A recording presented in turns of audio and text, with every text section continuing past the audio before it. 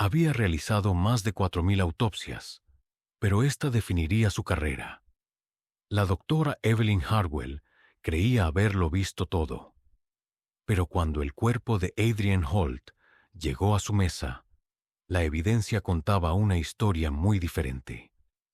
Lo que parecía ser solo otro caso de suicidio se convirtió rápidamente en algo mucho más oscuro y quizás imposible de explicar. No olvides suscribirte al canal si aún no lo has hecho. Dale un me gusta al video y comenta abajo desde dónde nos escuchas. Ahora, respira hondo, relájate y quédate con nosotros hasta el final, porque la verdad se esconde en los detalles. He sido patóloga forense durante 19 años, trabajando en la oficina del médico forense del condado de Cook en Chicago.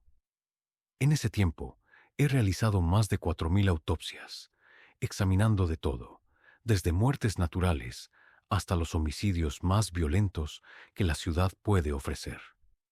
Pensé que había visto todas las variaciones posibles de la mortalidad humana, todas las formas en que el cuerpo podía fallar o ser forzado a fallar.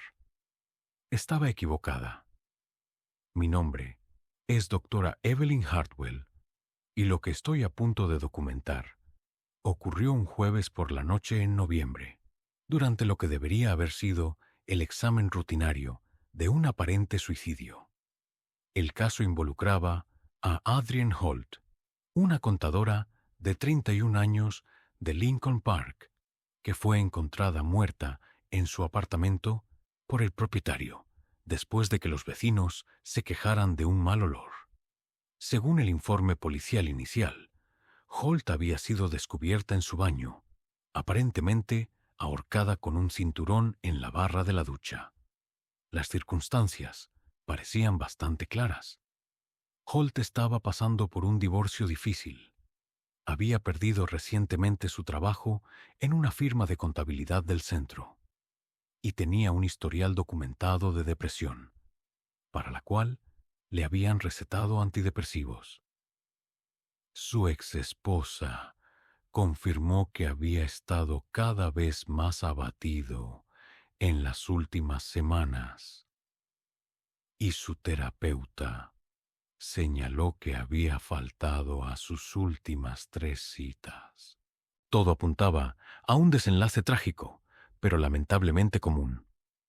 El cuerpo llegó a nuestras instalaciones el jueves por la mañana, pero debido a una acumulación de casos de un fin de semana particularmente violento, no pude comenzar el examen hasta casi las 7:00 p.m. El edificio estaba casi vacío para entonces.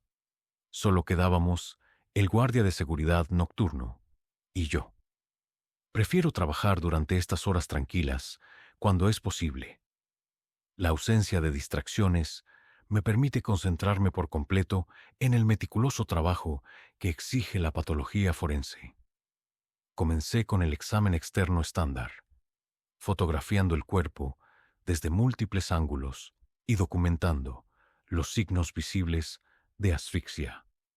La marca de la ligadura alrededor del cuello de Holt era consistente con un ahorcamiento, mostrando el característico patrón en V, invertida, que indicaba que el nudo se había colocado en la nuca. Había algo de congestión facial y hemorragias petequiales en los ojos, ambos hallazgos típicos en casos de muerte por asfixia. Sin embargo, lo que me pareció inusual fue el estado de las manos de Holt.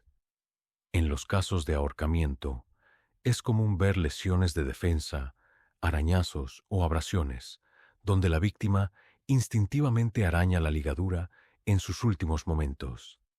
Las manos de Holt no mostraban tales marcas. Sus uñas estaban limpias, intactas, sin tejido ni fibras debajo de ellas. Para alguien que supuestamente había luchado contra un cinturón alrededor de su cuello, sus manos estaban notablemente impecables. Documenté esta observación y continué con el examen. La sala de autopsias estaba equipada con nuestro sistema de grabación estándar y lo activé a las 7:23 p.m. Mientras comenzaba el examen interno, las luces fluorescentes zumbaban con su familiar sonido eléctrico y el sistema de ventilación mantenía su circulación constante. Todo era rutinario, metódico, exactamente como debía ser. Realicé la incisión estándar en forma de I y comencé a examinar los órganos internos de Holt. Su corazón no mostraba signos de enfermedad. Sus pulmones estaban limpios y su hígado parecía normal para un hombre de su edad.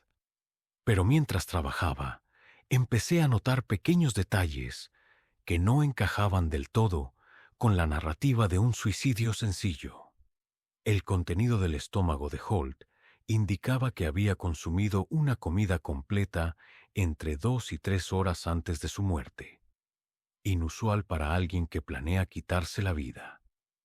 La comida parecía ser china para llevar, y no había evidencia de alcohol o drogas en su sistema más allá de los antidepresivos recetados, que se encontraban en niveles terapéuticos. La mayoría de las personas que contemplan el suicidio o no comen nada o consumen alcohol o drogas para aliviar su dolor psicológico. Más desconcertante era el estado de su ropa. Holt había sido encontrado vistiendo una camisa de vestir blanca y limpia, pantalones de pinzas planchados y zapatos lustrados, no la vestimenta casual que uno esperaría de alguien que pasa su último día en casa. Su ropa no mostraba signos de lucha, ni arrugas o desgarros que pudieran indicar que había sido inmovilizado o que había luchado contra un atacante. Estaba examinando el cuello de Holt más de cerca cuando noté algo que me hizo detenerme. La marca de la ligadura, aunque consistente con un ahorcamiento, mostraba un patrón inusual.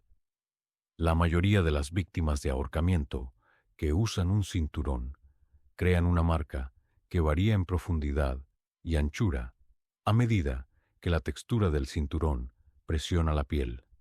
La marca de Holt era notablemente uniforme, como si la presión se hubiera aplicado de manera pareja y constante en toda la circunferencia de su cuello.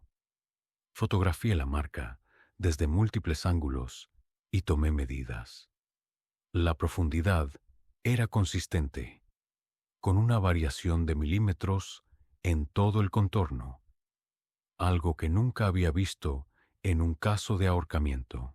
Era posible, supongo, que el cinturón se hubiera colocado perfectamente y que el peso de Holt hubiera distribuido la presión de manera uniforme, pero parecía poco probable.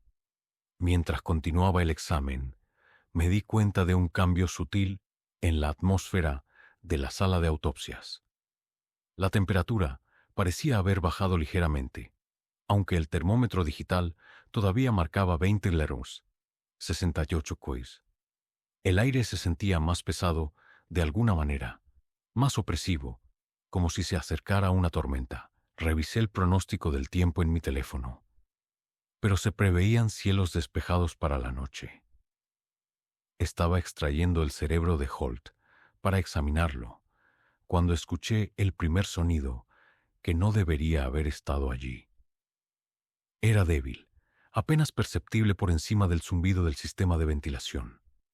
Un golpeteo suave, rítmico y deliberado. Detuve mi trabajo y escuché con atención, pero el sonido había cesado. Reanudé el examen, seccionando cuidadosamente el cerebro de Holt en busca de signos de trauma o enfermedad. El tejido parecía normal, sin evidencia de sangrado, hinchazón u otra patología que pudiera explicar su muerte. Pero mientras trabajaba, el sonido de los golpes regresó, esta vez más nítido. Parecía provenir de algún lugar dentro de las paredes de la sala de autopsias, un ritmo constante que me recordó al código Morse. Intenté ignorar el sonido y concentrarme en mi trabajo, pero cada vez era más difícil. Los golpeteos comenzaban y se detenían a intervalos irregulares.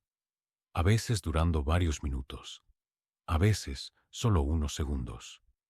No pude discernir ningún patrón, ninguna fuente obvia que pudiera identificar. Estaba examinando las manos de Holt más de cerca bajo el microscopio cuando hice otro descubrimiento inquietante. Si bien sus uñas no mostraban signos de lesiones defensivas, había pequeñas marcas de punción en las yemas de sus dedos. 8 pequeñas heridas, 4 en cada mano, situadas exactamente donde las uñas habrían presionado la piel si sus manos hubieran estado cerradas en puños apretados. Las heridas eran apenas visibles a simple vista, pero bajo el microscopio estaban claramente definidas. Parecían autoinfligidas, como si Holt se hubiera clavado las uñas en sus propias palmas con una fuerza tremenda.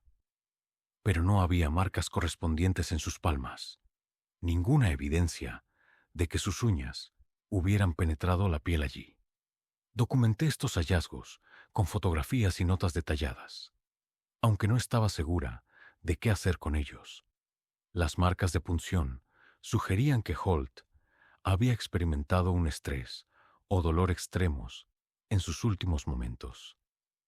Pero su ubicación y patrón no coincidían con ningún escenario que pudiera construir a partir de la evidencia física. El sonido de los golpeteos había evolucionado hacia algo más complejo. No solo un simple ritmo, sino lo que sonaba casi como una conversación. 2 patrones distintos parecían responderse entre sí. Uno provenía de la pared detrás de la mesa de examen. El otro, de algún lugar cerca del techo. Me encontré escuchando estos sonidos en lugar de concentrarme en mi trabajo, tratando de descifrar algún significado de su interacción. A las 9:15 p.m. hice un descubrimiento que cambió por completo mi comprensión del caso. Mientras examinaba el tejido del cuello de Holt bajo el microscopio, encontré evidencia de múltiples marcas de ligadura, no solo la obvia visible en la superficie, sino varias impresiones más tenues debajo de ella. El tejido mostraba signos de trauma repetido, como si se hubiera aplicado y retirado una ligadura varias veces antes de la aplicación final y fatal. Este hallazgo era inconsistente con el suicidio. Alguien que se ahorca no suele practicar el acto varias veces. El patrón sugería que Holt había sido sometido a repetidos episodios de estrangulamiento, posiblemente como una forma de tortura o interrogatorio antes del ahorcamiento final que lo mató. Inmediatamente llamé al detective Vincent Dorsey, el oficial a cargo de la investigación del caso, para informarle de mis hallazgos. Dorsey era un detective veterano con 23 años en el cuerpo, alguien con quien había trabajado en docenas de casos. Escuchó mi informe preliminar sin interrupción y luego hizo varias preguntas directas sobre la evidencia. ¿Está diciendo que esto no fue un suicidio?, preguntó Dorsey. Estoy diciendo que la evidencia física no apoya esa conclusión, respondí. Las múltiples marcas de ligadura, la ausencia de lesiones defensivas, el estado de su ropa. Nada de eso encaja con el patrón típico de un suicidio por ahorcamiento. Dorsey guardó silencio por un momento. La escena estaba limpia, doctora, sin signos de lucha, sin evidencia de entrada forzada. Si alguien mató a este tipo, fue muy cuidadoso. Eso es lo que me preocupa, dije. Esto parece obra de alguien con conocimientos de investigación forense. Alguien que sabía cómo montar una escena para que pareciera un suicidio. Dorsey aceptó reabrir la investigación y prometió que el equipo de la escena del crimen volvería a examinar el apartamento de Holt. Pero mientras colgaba el teléfono, me di cuenta de que mi examen estaba lejos de terminar. La evidencia física contaba una historia que no coincidía con la narrativa oficial, y necesitaba documentar cada detalle si queríamos construir un caso de homicidio. Regresé a la mesa de examen y continué mi trabajo, pero la atmósfera en la sala de autopsias se había vuelto cada vez más opresiva. La temperatura parecía seguir bajando, aunque el termómetro seguía marcando lo normal. Los golpeteos se habían vuelto más frecuentes y complejos. Y me sorprendí mirando alrededor de la habitación, esperando a medias ver a alguien más presente. Estaba examinando las uñas de Holt más de cerca cuando noté algo que me heló la sangre. Incrustado debajo de la uña de su dedo índice derecho, había un diminuto fragmento de lo que parecía ser piel humana.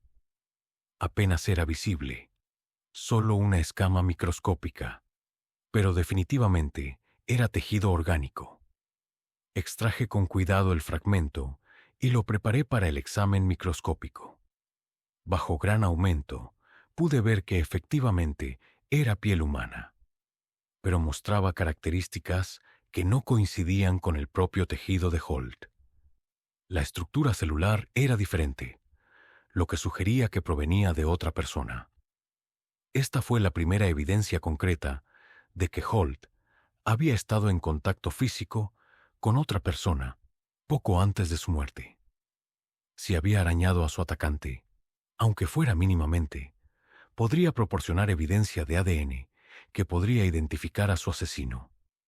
Recogí el fragmento de tejido y varias otras muestras para el análisis de ADN, aunque sabía que los resultados no estarían disponibles hasta dentro de varios días. Pero el descubrimiento me había dado nueva energía para continuar el examen, para buscar otras pruebas que pudieran haber sido pasadas por alto. Estaba fotografiando el fragmento de tejido cuando las luces de la sala de autopsias parpadearon. Fue solo una interrupción momentánea, apenas perceptible, pero fue seguida por un cambio en el sonido del sistema de ventilación. El zumbido constante se volvió irregular, casi forzado, como si el sistema estuviera luchando por mantener un flujo de aire adecuado. Revisé los controles ambientales, pero todo parecía funcionar normalmente. La temperatura era estable, la presión del aire estaba dentro de los parámetros normales y el sistema de filtración no mostraba códigos de error. Sin embargo, algo había cambiado definitivamente en la atmósfera de la habitación. Continué mi examen, centrándome en los órganos internos de Holt, en busca de cualquier evidencia adicional de trauma. Su corazón no mostraba signos de enfermedad o lesión, pero había algo inusual en los patrones de acumulación de sangre. En un ahorcamiento típico, la sangre se asienta en las partes inferiores del cuerpo debido a la gravedad, creando patrones característicos de lividez. La acumulación de sangre de Holt era inconsistente con la posición en la que supuestamente había sido encontrado. El patrón sugería que su cuerpo había sido movido después de la muerte, reposicionado para crear la apariencia de un ahorcamiento. Esta era una prueba más de que estábamos ante un homicidio montado para parecer un suicidio. Estaba documentando estos hallazgos cuando escuché un nuevo sonido. No el golpeteo rítmico que había estado escuchando durante toda la noche, sino algo que sonaba casi como un susurro. Era tan débil que no podía estar segura de si realmente lo estaba oyendo, pero parecía provenir de algún lugar muy cercano a la mesa de examen. Detuve todo movimiento y escuché con atención. El sonido definitivamente estaba allí, una suave sibilancia que subía y bajaba como la respiración o una conversación en voz baja. Pero no había nadie más en la sala de autopsias, y el sonido no parecía provenir del sistema de ventilación ni de ninguna otra fuente mecánica. Intenté descartarlo como una alucinación auditiva provocada por la fatiga y el estrés, pero los susurros continuaron, volviéndose gradualmente más nítidos. No podía distinguir palabras, pero definitivamente había un patrón en los sonidos, un ritmo que sugería lenguaje o comunicación. Decidí completar el examen lo más rápido posible y salir del edificio.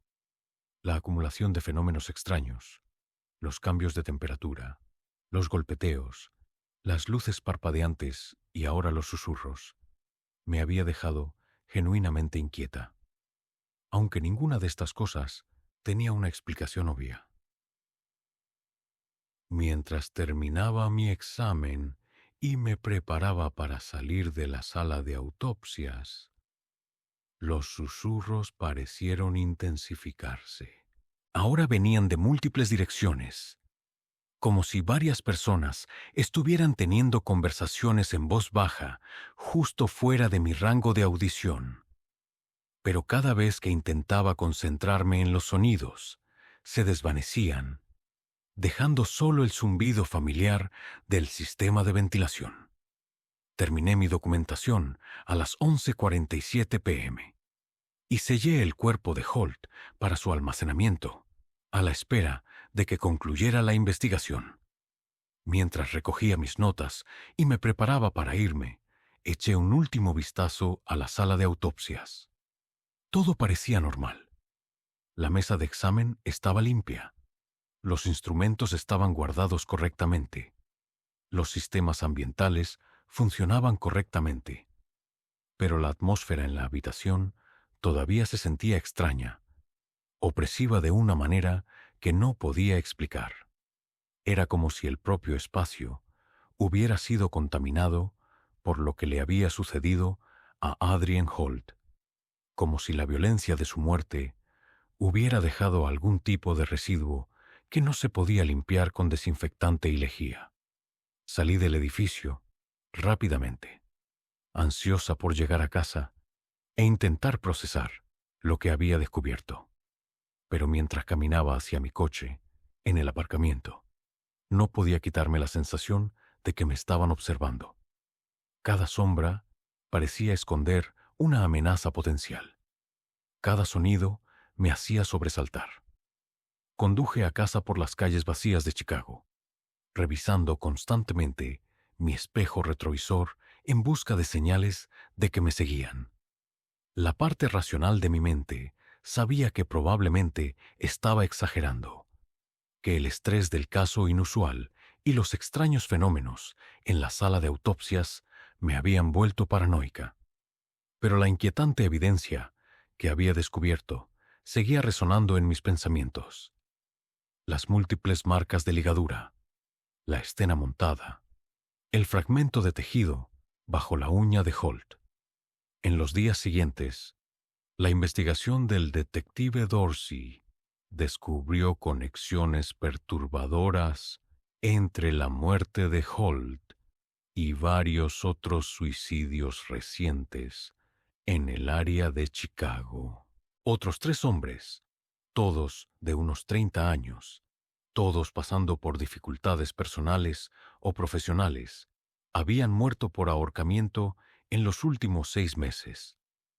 En cada caso, las muertes habían sido rápidamente clasificadas como suicidios basándose en las circunstancias aparentes y los problemas de salud mental documentados de las víctimas.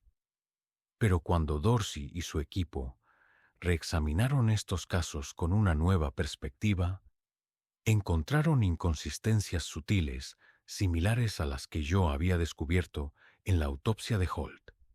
Uñas limpias, donde deberían haber existido lesiones de defensa, patrones inusuales de acumulación de sangre, ropa demasiado ordenada para alguien que supuestamente había luchado contra una ligadura. El análisis de ADN del fragmento de tejido que encontré bajo la uña de Holt arrojó una coincidencia con un hombre llamado Gabriel Rourke, un excontratista militar de 42 años, con un historial de violencia y una conexión con varios homicidios sin resolver en otros estados. Rourke había estado en Chicago durante el periodo en que los 4 hombres habían muerto, y una investigación posterior reveló que había sido contratado por alguien para eliminar a estos objetivos específicos, pero el propio Rourke fue encontrado muerto en la habitación de un motel en el lado sur de Chicago, antes de que pudiera ser arrestado.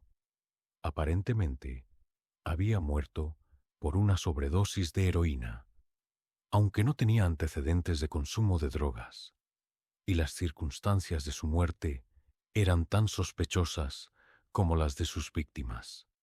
La investigación finalmente reveló que los 4 hombres habían estado involucrados en un esquema de fraude financiero que le había costado a su empleador, una importante firma de inversiones, millones de dólares. Alguien había decidido que el sistema legal no se movía lo suficientemente rápido para castigarlos, y había contratado a Rourke para eliminarlos uno por uno, haciendo que sus muertes parecieran suicidios provocados por la culpa y la vergüenza. El autor intelectual de los asesinatos nunca fue identificado. La investigación rastreó los pagos a Rourke a través de una serie de empresas fantasma y cuentas en el extranjero, pero el rastro se enfrió antes de llegar a la fuente real. Quienquiera que hubiera ordenado las muertes había cubierto sus huellas con la misma meticulosa atención al detalle que había caracterizado los propios asesinatos. El caso se cerró oficialmente como una serie de homicidios cometidos por Gabriel Rourke, quien posteriormente había muerto de una aparente sobredosis de drogas. Pero yo sabía que el verdadero asesino seguía ahí fuera, alguien con los recursos y las conexiones para orquestar un plan tan elaborado, y luego desaparecer sin dejar rastro. Lo que más me perturbó del caso no fue solo la naturaleza calculada de los asesinatos, sino darme cuenta de lo fácil que podrían haber pasado desapercibidos. Si no hubiera notado las sutiles inconsistencias en la autopsia de Holt, si no hubiera sido lo suficientemente minuciosa en mi examen, estas muertes habrían permanecido clasificadas como suicidios. El verdadero asesino habría logrado su objetivo de eliminar a los conspiradores del fraude mientras evitaba cualquier consecuencia legal. La experiencia cambió la forma en que abordo cada caso que llega a nuestras instalaciones. Presto más atención a los detalles que pueden parecer insignificantes. Busco con más cuidado la evidencia que no encaja en la narrativa obvia. He descubierto otros 3 casos en el último año en los que muertes inicialmente consideradas suicidios mostraban signos de ser homicidios montados, aunque ninguno tan elaborado o bien planeado como el caso Holt. Pero lo que más me atormenta de esa noche en la sala de autopsias no son los descubrimientos forenses, ni la investigación criminal que siguió. Es el recuerdo de esos sonidos, los golpeteos, los susurros, la sensación de ser observada por ojos invisibles. He trabajado en cientos de casos desde entonces. He pasado incontables horas sola en esa misma sala de autopsias, pero nunca he experimentado nada como lo que sucedió durante el examen de Holt. He intentado racionalizar esos fenómenos como alucinaciones inducidas por el estrés, como producto de la fatiga y la naturaleza inquietante del caso. Pero en el fondo, no puedo quitarme la sensación de que algo más estaba presente en esa habitación esa noche. Algo que quería que la historia de Holt fuera contada, que su asesinato fuera descubierto e investigado. Quizás fue solo mi mente subconsciente captando pistas sutiles que mi conciencia aún no había procesado, manifestándose como alucinaciones auditivas y sensoriales que me guiaron hacia la evidencia que necesitaba encontrar. O quizás realmente hubo algo sobrenatural esa noche, algún tipo de presencia que se negó a dejar que una injusticia pasara desapercibida. No sé qué explicación me resulta más inquietante. Lo que sí sé es que el caso de Adrian Holt me enseñó que las autopsias más aterradoras no son necesariamente las que involucran las muertes más violentas o espantosas. A veces, los casos más aterradores son los que parecen rutinarios en la superficie, pero esconden mentiras cuidadosamente construidas debajo. Aquellos en los que alguien ha hecho todo lo posible para ocultar la verdad, para hacer que el asesinato parezca otra cosa. Esos son los casos que me recuerdan que el mal no siempre es obvio o dramático. A veces es metódico, paciente e inteligente. A veces lleva una máscara de respetabilidad y opera desde las sombras, eliminando a sus enemigos con precisión quirúrgica y sin dejar apenas rastro de su presencia. Y a veces, si eres muy cuidadoso y muy minucioso, puedes vislumbrar ese mal justo antes de que desaparezca de nuevo en la oscuridad de la que vino. El caso sigue siendo un recordatorio de que en la patología forense, como en la vida, las cosas no siempre son lo que parecen. Los descubrimientos más importantes a menudo provienen de prestar atención a los detalles que no encajan del todo, las pequeñas inconsistencias que sugieren una verdad más grande oculta bajo la superficie. Y a veces, tarde en la noche, cuando estoy trabajando sola en la sala de autopsias, todavía escucho esos sonidos, los golpeteos, los susurros, la sensación de presencias invisibles moviéndose entre las sombras. Me digo a mí misma que son solo ecos de ese caso perturbador, recuerdos provocados por el entorno familiar y la naturaleza solitaria de mi trabajo. Pero una parte de mí se pregunta si hay algo más. Una parte de mí se pregunta si los muertos realmente intentan comunicarse con los vivos, si tienen historias que necesitan contar e injusticias que necesitan ver corregidas. Si eso es cierto, entonces estoy escuchando, y seguiré escuchando, una autopsia a la vez, hasta que cada historia haya sido contada y cada verdad haya sido revelada. Porque al final, de eso se trata realmente la patología forense.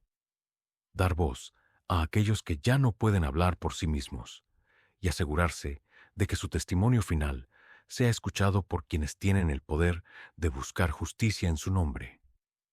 Incluso cuando ese testimonio llega en susurros desde las sombras, en golpeteos desde paredes vacías, en la acumulación de pequeños detalles que no suman la conclusión obvia. Especialmente entonces,